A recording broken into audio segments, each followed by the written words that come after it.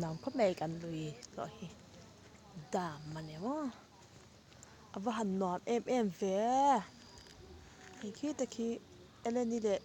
beki an oma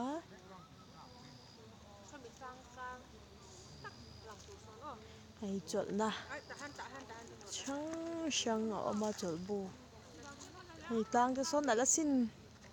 bye bye ku achen ku luya zang thatur te pon an ku tro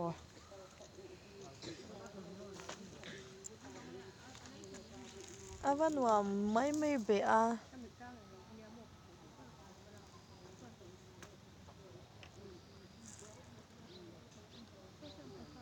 andu to kin kan latani kan kalavu inni chu men kala chan kale don tani tu na hian an hnung ka zuya so kan chak mang kheng khop me a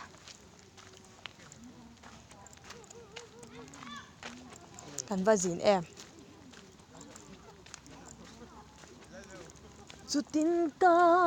leilom akim ve nge yang mai na nuain chutin ka akim ve nge yang kanua me akyang ale kanua me akyang ale tururu aruru la la la la la la la la la la la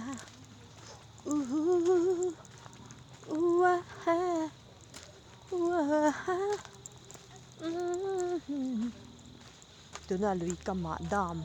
lui kama kan om tak don ta ani hei fun te ruang emoni alet pheng phung boka dispote mi hian an to ve fo ani ti asiata chu wang chuanin soi to akama dam lui kama kan oma to na hian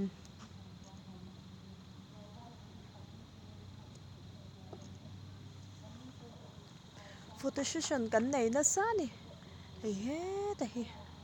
bekin min shwaya motorin nuam khop mai nuam kan ti ani hey ridil ipon of munom ani kan kal na himo chuwang